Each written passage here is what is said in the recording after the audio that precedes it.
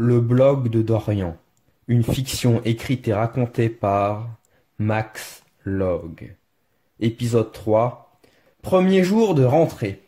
Salut Internet! Et pas l'Internet. Comment ça va? Si je suis là, vous vous doutez bien que j'ai quelque chose à te raconter. Alors vas-y, mets-toi bien parce que ça va être passionnant. Enfin, j'espère. Tu l'as vu dans le titre de l'article, je vais te parler de mon premier jour de rentrée. C'est-à-dire ce qui s'est passé tout à l'heure. J'ai pris le bus pour aller au lycée en écoutant le dernier album de Kinvey. D'ailleurs, j'arrêtais pas de m'ambiancer et les gens me regardaient comme un con. Mais le plus dur à supporter, c'était les messages que Simon m'envoyait toutes les 10 minutes pour me dire « T'es arrivé là? Moi je suis arrivé, je t'attends.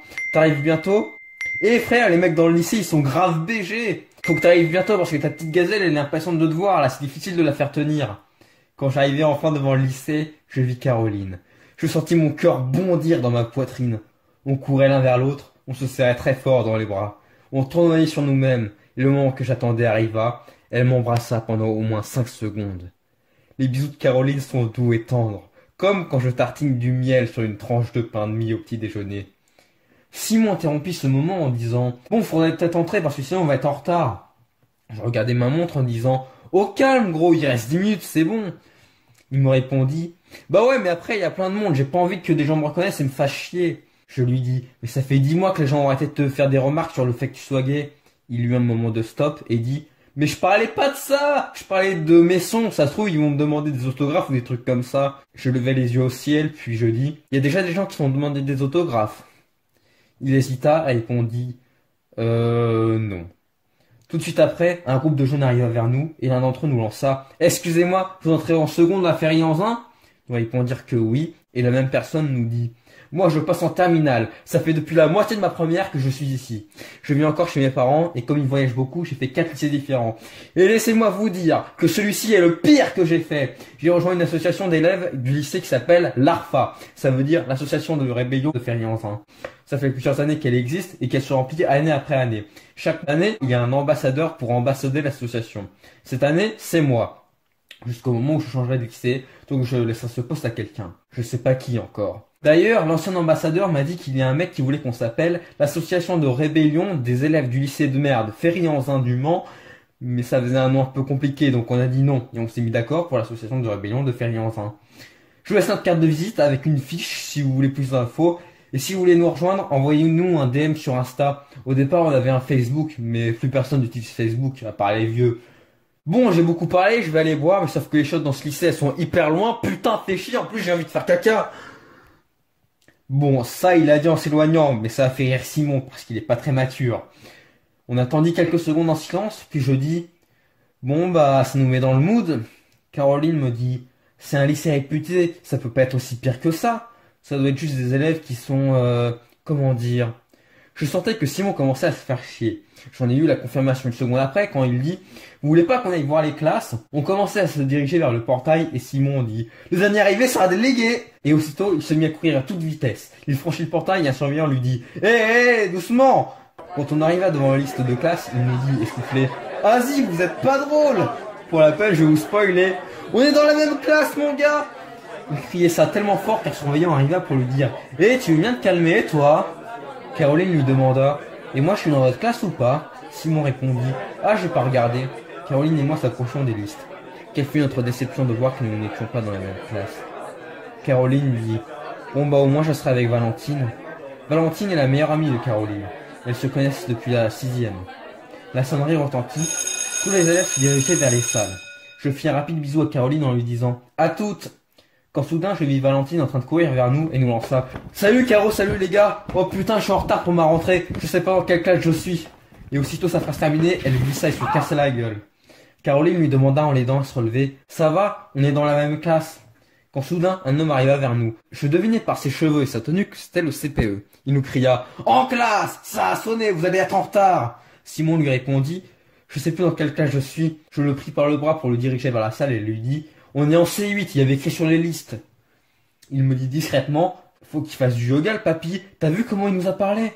Quand on entra dans la classe, le prof nous demanda de nous placer en faisant un gars et une fille. Simon me demanda comment j'allais faire puisque je suis non-binaire. Je lui ai dit que j'allais me mettre à côté d'une fille, parce que même si je ne suis pas de genre masculin, je reste quand même de sexe masculin. Je m'installai à une table devant, Simon s'installa derrière moi. Le prof se présenta. Il dit qu'il était prof d'anglais. À ce moment, on frappa à la porte. Le prof l'ouvrit. C'était une fille qui arrivait en retard. Le prof lui demanda de s'asseoir à côté d'un garçon. Elle vint près de moi et me demanda si j'étais célibataire. Je répondis que non. Elle s'éloigna, mais le prof lui dit de s'asseoir à côté de moi. Elle me dit discrètement: faut que les profs comprennent que faire un gars et une fille ça change rien. Mon ancien meilleur ami est un mec. Mais cette année je peux plus le voir parce que j'ai déménagé. Avant j'habitais à... Le prof lui dit de se taire. La fille répondit: ouais, juste 2 secondes, je finis de lui dire. Donc avant j'habitais à... Le prof l'interrompit de nouveau. Alors, je vais prendre un carnet, je vais mettre un mot et ce carnet sera le tien. La fille dit qu'elle arrête de parler. Le prof nous dit: alors, je vais vous distribuer les carnets et vous allez tout de suite mettre votre nom dessus au cas où je dois en ramasser dès le premier jour. C'est là que je vis que ma voisine s'appelait Katia. Ensuite, il nous fit tout le blabla de rentrée que vous devez connaître, je pense. J'étais étonné que certaines règles du lycée soient absurdes. Et j'étais aussi étonné d'apprendre que les cours commençaient cet après-midi, alors qu'ils auraient pu le préciser bien plus tôt lors des inscriptions. Après les 2 heures avec ce prof, c'était l'heure de manger. Nous attendions Caroline et Valentine qui n'étaient pas encore arrivées. Quand elles arrivèrent, Caroline dit: dépêchons-nous parce que j'ai faim. Je lui répondis: moi j'ai soif. De toi. Elle courut vers la file en disant: alors rejoins-moi. Pendant que je la rejoignais, Simon me dit: tu réussis à la séduire avec des expressions dépassées. Chapeau, mon gars. Pendant qu'on attendait dans la file, Valentine demanda: vous savez s'ils servent des plats végétariens? J'ai toujours connu Valentine végane. Elle a toujours adoré les animaux. Caroline lui répondit: je pense pas, mais prends juste des légumes sinon. Simon lui dit: tu sais Val, même si t'aimes pas ça, tu as l'occasion de manger des animaux, alors que moi je suis pas cannibale. Mais pourtant, Valentine l'interrompit: oui, tu vas me dire que t'as pas l'occasion de sucer des hommes alors que t'aimes ça? Simon la regardait avec des gros yeux et lui dit: comment tu sais? Après manger, nous avions sport tous les 4. Nous nous dirigeons vers le gymnase. Nous avons sport au même moment avec la même prof. Elle nous dit d'aller en salle d'agré. Une fois dans la salle, elle nous dit: bien, comme vous l'avez deviné, nous allons faire de l'acrosport ce trimestre. Je vais vous demander de faire des groupes. Simon me dit discrètement: pour se monter dessus, car on se met entre nous deux, comme ça c'est parfait. La prof dit: je sais que vous n'avez pas vos affaires aujourd'hui, mais la semaine prochaine, prenez un jogging, et voilà. Le 2e trimestre, prenez des chaussures d'intérieur, et le 3e, juste des affaires de piscine, car nous irons à la piscine. Une main se leva, c'était celle de Katia. Elle demanda: madame, vous êtes consciente que le lycée c'est le pire moment pour faire de la piscine, entre les gens qui se maquillent, qui mettent du gel, qui ont leurs règles, les transsexuels qui veulent se cacher. Simon rajouta tout haut: et les mecs qui sont excités quand ils voient quelqu'un en maillot de bain. Je me demandais s'il était sérieux ou pas. Il n'avait pas de sourire, donc je pense que oui. La prof dit: ce n'est pas moi qui choisis. Allez, je vous laisse faire vos groupes. Au vu du nombre que nous sommes, il y a un groupe de 4, les autres sont des groupes de 5. On se mit à 4 avec Simon, Caro et Val. Katia demanda s'il y a des groupes de 4 qui veulent bien l'apprendre. J'allais proposer de l'intégrer. Elle semblait plutôt engagée comme personne, mais un autre groupe de 4 l'a prise. La prof nous distribua une feuille avec des figures et dit de choisir 5 figures à faire. Avec Caro, on décida de faire une figure très simple à 2. Elle devait tenir allongée sur moi. C'était vraiment très simple. Elle essayait de monter sur moi, mais je tremblais tellement que j'avais du mal à tenir. Je lui dis avec amusement: t'es lourde, t'as mangé trop de chips. Elle me répondit: moi je suis lourde, moi. Attends de voir le jour où j'aurai un enfant. Une fois qu'elle réussit à se mettre dans la bonne position, je n'ai pas réussi à la tenir 3 secondes et elle tomba sur moi. On tournoyait l'un contre l'autre par terre. Elle rigole et me dit: petit cochon. Et aussitôt, elle m'embrassa. Ce moment fut stoppé par Simon qui nous dit: bon, vous pouvez m'aider à travailler mes figures s'il vous plaît? Je lui dis: t'en as pas marre de casser l'ambiance, toi? Caroline rajouta: tu ne connais pas l'amour.